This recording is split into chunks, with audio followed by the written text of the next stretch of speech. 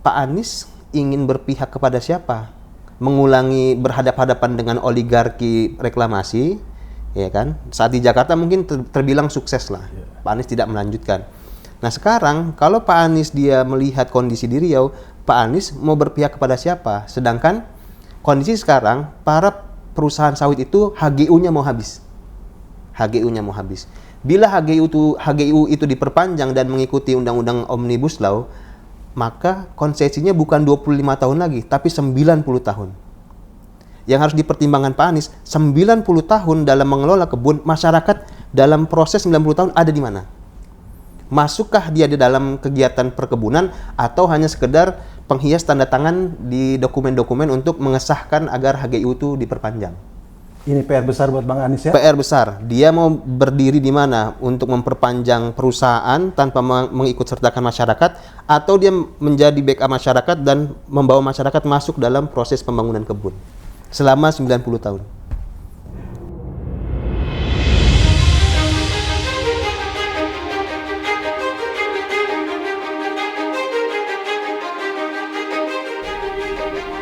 Pemirsa Jurnal Politik TV, berjumpa lagi dalam Bincang Spesial. Kali ini bersama dengan seorang narasumber, penggagas komunitas MSK, Masyarakat Sekitar Kebun, dengan Bang Akbar. Bang Akbar, apa kabar ini? Baik, Om. Kita kembali ngobrol-ngobrol nih seputar kebun, seputar masyarakat kebun ya. Bang Akbar, masyarakat sekitar kebun yang paling dekat dengan Bang Akbar ini kan kebun sawit ya.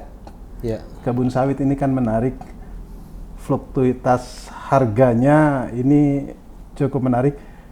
Sekarang harga gimana nih? Kalau harga bisa kelihatan dari senyumnya para petani. Gitu, kalau senyumnya merkah berarti harga lagi bagus nih. Harga lagi bagus. Kalau senyum masyarakat sekitar kebunnya dengan harga yang lagi bagus ini gimana?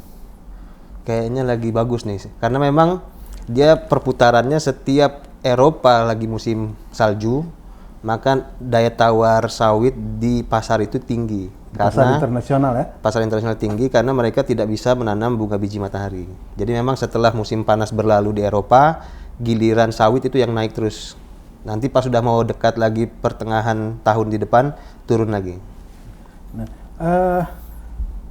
petani-petani sawit sendiri itu menjualnya kemana tuh sebenarnya? Apa langsung berhubungan dengan pasar internasional misalnya, atau pada pabrik-pabrik terdekat?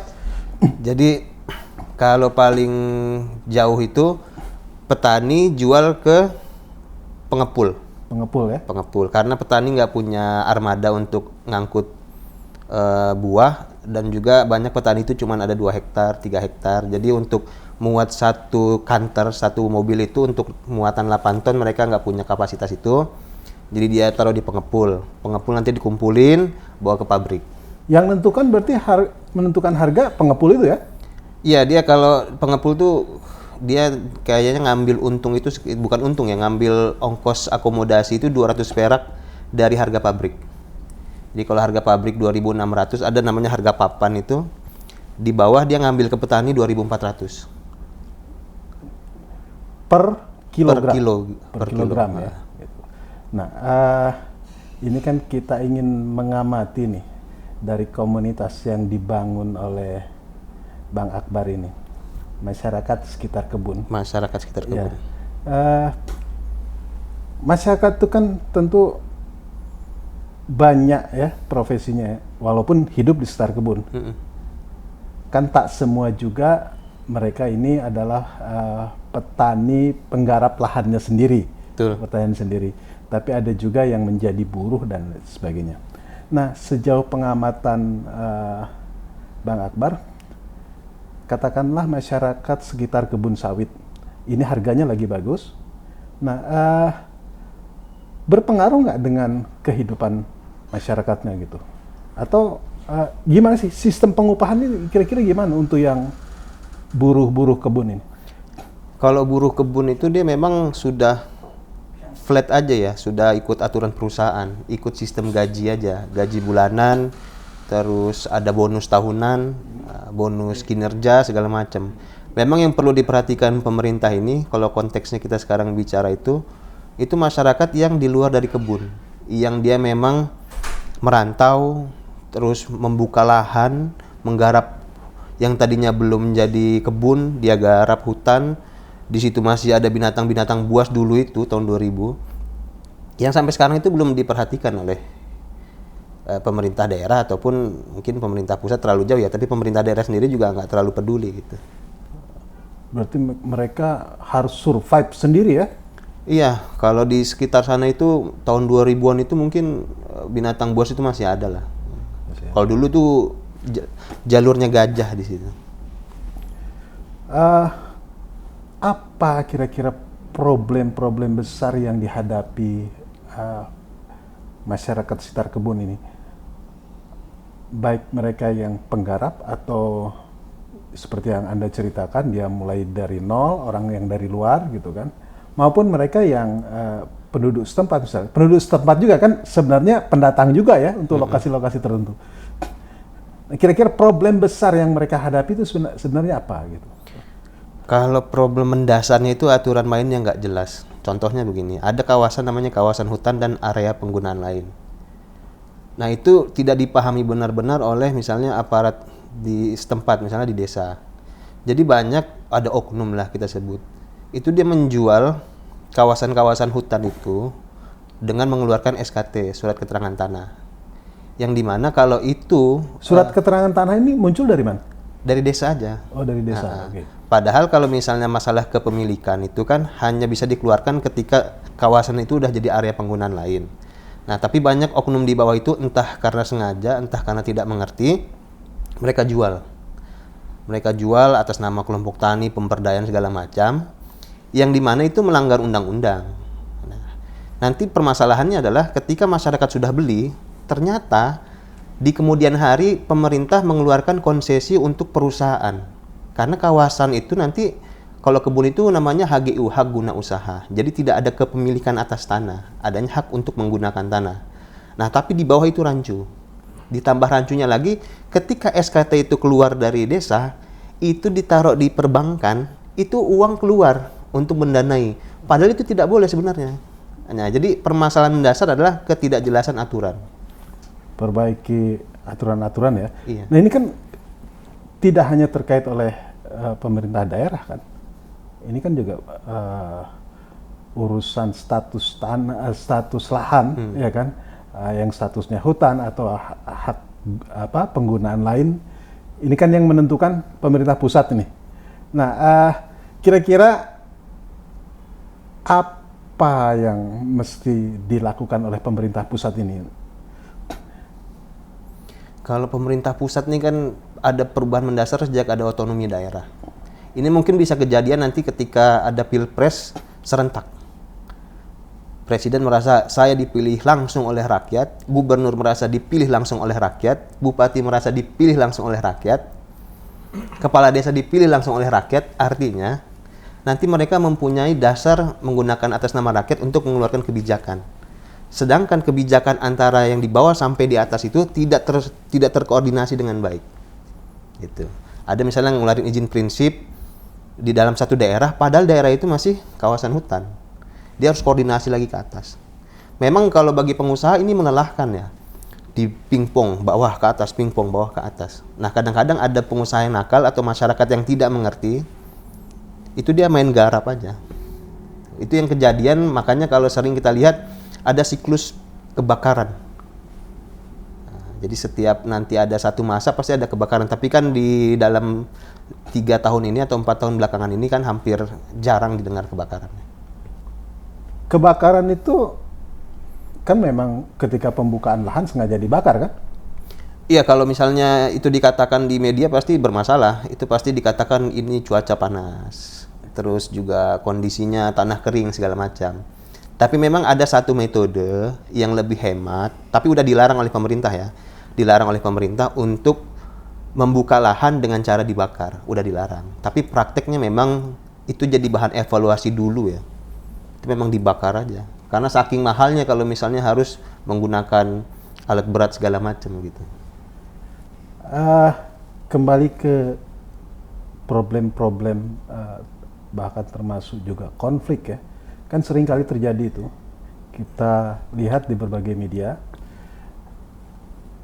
dengan proses yang seperti Bang Akbar sebutkan tadi, desa mengeluarkan SKT pada masyarakat, pihak-pihak tertentu, kemudian digarap.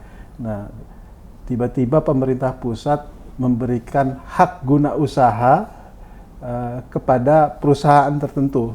Nah, ini kan terjadi konflik nih antara penggarap yang memiliki SKT dari desa dengan HGU. Pemilik HGU, perusahaan-perusahaan ini. Kan sering terjadi konflik seperti itu. Sangat sering. Ya kan? Nah, apa kan kalau standarnya ya jangan sampai terjadi seperti itu kan, biasanya ya ini harus dikoordinasikan dengan lebih baik. Tapi secara teknis menurut pengamatan Bang Akbar, ini apa sebenarnya yang harus dilakukan pemerintah ini? Kalau dilihat permasalahan itu artinya ada kemacetan dalam politik nih. Artinya ada kemacetan komunikasi antara dari bawah sampai atas itu nggak nyambung. Itu baru satu hal. Ada lagi hal yang lain, misalnya di kawasan-kawasan HTI, hutan tanaman industri. Misalnya kawasan ada 10.000, dia garap satu blok itu misalnya 1.000 hektar. Dia garap 1.000 hektar, dipotong itu pohonnya, habis itu kan dia harus pindah ke blok lain. Nah, menunggu pohon ini tumbuh itu kan nggak 1-2 tahun, bisa 5 tahun, 6 tahun. Ketika ada kekosongan ini, masyarakat masuk. Ditanamilah pertama mungkin sayur mayur, habis itu kemudian 2 tahun kemudian ditanamin sawit. Pemerintah daerah atau pemerintah desa itu mengeluarkan SKT, itu yang akhirnya menjadi tumpang tindih sampai sekarang. Jadi masalah reformasi agraria ini di daerah, khususnya perkebunan, itu PR besar, sangat besar. PR besar, termasuk juga untuk para calon presiden. Calon presiden akan langsung mendapatkan masalah itu ketika dilantik pertama kali. Itu permasalahan mendasar, masalah kedaulatan atas tanah ya. Ya, awal Desember ini salah satu calon presiden kabarnya dijadwalkan akan ke Riau. Riau itu kan daerah sawit tuh, ya kan. Tentu Anies juga akan dihadapkan pada PR besar itu ya. Iya, dia nanti kunjungan mau ke mana? Mungkin Riau ini memang menariknya karena Riau ini punya sejarah yang lama ya, karena dia punya kerajaan Siak Sri Indrapura itu masih terhubung dengan kerajaan di Singapura dan kerajaan di Malaka. Itu mungkin pusat pertamanya ada di Kepulauan Riau, di Pulau Penyengat. Nah, ini Riau salah satunya. Dan dari segi sumber daya alam memang Riau itu melimpah. Di bawahnya minyak, di atasnya itu juga minyak sawit. Nah, sekarang misalnya katakan Pak Anies datang, dia mau fokusnya mau apa? Mau untuk membangun komunikasi dengan para kerajaan, atau dia mau melihat kondisi masyarakat sekitar kebun yang selama ini menjadi penopang ekonomi Indonesia. Pilihan berkomunikasi dengan kerajaan, yang dimaksud kerajaannya apa ini? Ya masih ada, ya mungkin ini ya. Apa masyarakat adat atau seperti apa nih maksudnya? Atau kerajaan bisnis ini yang dimaksud? Ya mungkin ada keturunan-keturunan dari kerajaan lah, atau Kesultanan Siak itu masih ada memang. Masih ada. Kalau kerajaan yang berdiri di atas tanah Republik Indonesia nggak mungkin lah. Atau kerajaan bisnis mungkin kayaknya nggak di Riau. Kalau kerajaan bisnis mungkin di negara tetangga itu. Oke. Ini kan katakanlah misalnya Anies ya kan akan berhadapan dengan problem-problem yang diceritakan oleh Bang Akbar tadi. PR besar buat Anies ini apa sebenarnya? PR besarnya sama ketika pertama kali dia ingin dilantik menjadi gubernur, ketika dia bertemu dengan permasalahan reklamasi, di mana di situ sudah ada rencana pembangunan besar-besaran sebuah pulau, yang di mana itu terlalu menguntungkan pihak pengusaha, dan itu akan mengganggu ekosistem laut, ekosistem yang ada di darat, dan juga mengganggu kehidupan masyarakat. Ini juga persis, Pak Anies ingin berpihak kepada siapa? Mengulangi berhadap-hadapan dengan oligarki reklamasi, ya kan? Saat di Jakarta mungkin terbilang sukses lah. Pak Anies tidak melanjutkan. Nah sekarang kalau Pak Anies dia melihat kondisi di Riau, Pak Anies mau berpihak kepada siapa? Sedangkan kondisi sekarang para perusahaan sawit itu HGU-nya mau habis. HGU-nya mau habis. Bila HGU itu diperpanjang dan mengikuti Undang-Undang Omnibus Law, maka konsesinya bukan 25 tahun lagi, tapi 90 tahun. Yang harus dipertimbangkan Pak Anies, 90 tahun dalam mengelola kebun, masyarakat dalam proses 90 tahun ada di mana? Masukkah dia di dalam kegiatan perkebunan atau hanya sekedar penghias tanda tangan di dokumen-dokumen untuk mengesahkan agar HGU itu diperpanjang? Ini PR besar buat Bang Anies ya? PR besar. Dia mau berdiri di mana? Untuk memperpanjang perusahaan tanpa mengikut sertakan masyarakat, atau dia menjadi backup masyarakat dan membawa masyarakat masuk dalam proses pembangunan kebun selama 90 tahun. Mas Anies ketika dia menjadi salah seorang narasumber di P20 ya kan, dalam rangkaian G20, menyampaikan bahwa sukses dia, success story mengurangi emisi di ibu kota, salah satu kuncinya adalah menurut dia perlunya pemerintah atau pemimpin memiliki strong political will, memiliki kekuatan, Keberpihakan. ya, kemauan politik yang besar. Gitu. Nah ini mungkin juga tadi Bang Akbar sempat menyinggung soal ini perlu ini soalnya sebenarnya di soal politik ini penegakan ini. Nah kira-kira Mas Anies ini perlu itu juga nggak gitu untuk menghadapi terutama berakhirnya HGU, ya kan, para pengusaha-pengusaha sawit yang menurut perundang-undangan yang terbaru hasil Omnibus Law ini, ya kan, bisa 90 tahun. Artinya 90 tahun ke depan lagi nanti masyarakat makin terpinggirkan. Gitu. Menurut Anda, perlukah kemauan keberanian politik yang harus ditunjukkan Anies? Kalau bergerak atau berangkat dari posisi Anies dengan para taipan di reklamasi, dilanjutkan ke daerah permasalahan kebun tadi, itu akan banyak didukung oleh masyarakat. Masyarakat itu bunyi, tapi untuk menyalurkan bunyi suara keresahannya, itu mereka tidak punya jalurnya. Jadi kalau ada seorang politisi yang memiliki political will terhadap masyarakat untuk membangun masyarakat betul-betul, pasti didukung. Pasti didukung. Ini karena permasalahan sudah bergenerasi-generasi nih. Problemnya ini berlangsung ya? Berlangsungnya sudah bergenerasi. Kenapa tidak terlalu kuat? Karena tadi sumber daya manusianya, masalah pendidikan, untuk mengaktualisasikan keinginannya melalui verbal ataupun gerakan itu belum terlalu terkoordinir dengan baik. Komunitas yang Anda bangun sendiri, masyarakat sekitar kebun, apakah juga misalnya punya keresahan yang sama menghadapi akan segera berakhirnya HGU perusahaan-perusahahan itu dan akan menghadapi kekuatan besar para pemilik HGU itu untuk memperpanjangnya sampai 90 tahun. Apakah punya keresahan yang sama? Iya, jadi kalau kami itu sering berkomunikasi dengan LAM atau LAM, Lembaga Adat Melayu. Di mana kalau di daerah Riau itu memang ada satu lembaga adat, di mana adat ini dipertimbangkan kebijakannya. Nah, kami menitipkan keresahan masyarakat ini langsung kepada lembaga adat. Karena kedepannya kalau ini tidak dikawal betul-betul, 90 tahun jadi penonton bagi orang di atas tanah kita sendiri, di atas tanah kakek nenek moyang kita. Mereka berproduksi, mereka mendapatkan keuntungan, dan kita di luar pagar perusahaan, itu sebenarnya tidak bisa diterima secara akal sehat gitu. Komunitas yang Anda bangun, masyarakat sekitar kebun, MSK. Ini kan MSK bisa pro Anies, bisa pro yang lain ya? Ya. Dengan catatan? Anies harus melanjutkan sikap dia ketika yang dia tunjukkan ketika reklamasi. Dia berdiri bersama masyarakat menghentikan reklamasi. Sama juga sekarang Anies harus berdiri bersama masyarakat untuk mengajak masyarakat masuk ke dalam proses pembangunan kebun selama 90 tahun. Oke.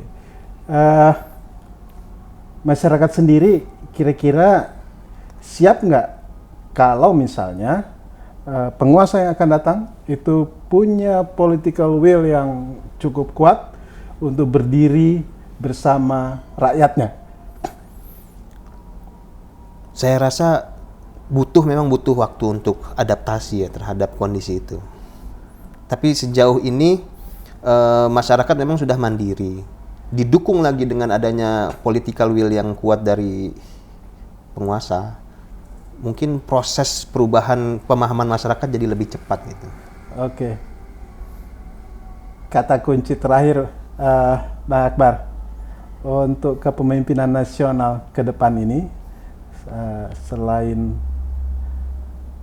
Bang Akbar tadi berharap mencontoh dari success story menghentikan reklamasi Anies gitu kan, apa kata kunci lain yang bisa bersama-sama membangun perubahan yang besar ini? Sebenarnya untuk membangun ini kan nggak 1 hari 2 hari ya. Pak Anies itu berangkat dari latar belakang membangun manusia. Harus investasi betul-betul terhadap manusia di sekitar kebun melalui institusi pendidikan yang proper lah, yang wajar, yang berkompetensi, bisa digunakan di mana saja gitu. Jadi sekolah-sekolah teknik-teknik yang berkaitan dengan kebun itu harusnya ada di sekitar masyarakat. Jadi bukan sekedar sekolah-sekolah umum gitu. Jadi kalau sekedar menggebrak awal itu masukkan masyarakat ke dalam proses pembangunan kebun, selanjutnya harus dibangun infrastruktur pendidikan yang serius untuk menyiapkan generasi selanjutnya untuk 10, 15 tahun, 20 tahun ke depan. Karena memang permasalahan sekitar kebun ini unik ya. Uniknya itu terlalu banyak hama-hama sosialnya. Jadi kalau tidak dicegah dengan pendidikan yang benar, susahlah untuk dicapai tadi. Oke, jadi perlu keinginan yang kuat untuk melakukan perubahan masyarakat bersama pemerintahnya ya, Pak Akbar ya. Ada hal lain yang ingin disampaikan, Pak Akbar? Silakan.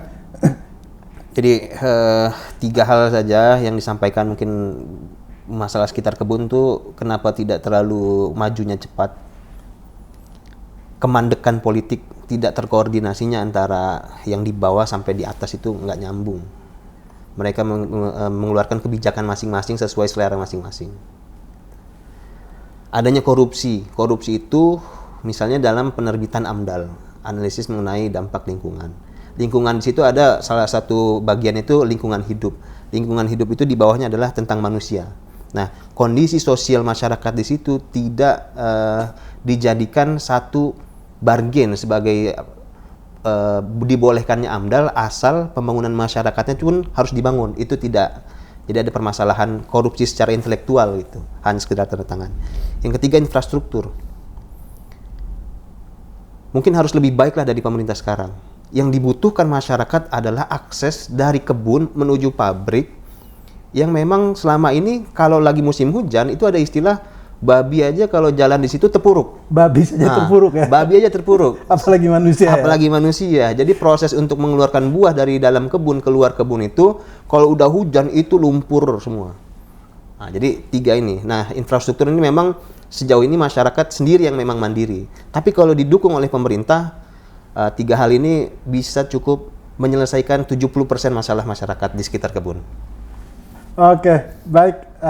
Bang Akbar, terima kasih. Sama-sama. Bincang-bincangnya. Kita masih ingin ngobrol lagi di lain kesempatan dengan Bang Akbar seputar problem masyarakat sekitar kebun. Baik. Komunitas yang Bang Akbar bangun. Pemirsa, nantikan bincang-bincang spesial tema menarik lainnya seputar perkembangan masyarakat sekitar kebun MSK. Ini satu komunitas yang seringkali terabaikan oleh banyak pihak. Sampai berjumpa, tetap bersama Jurnal Politik TV. Wassalamualaikum warahmatullahi wabarakatuh.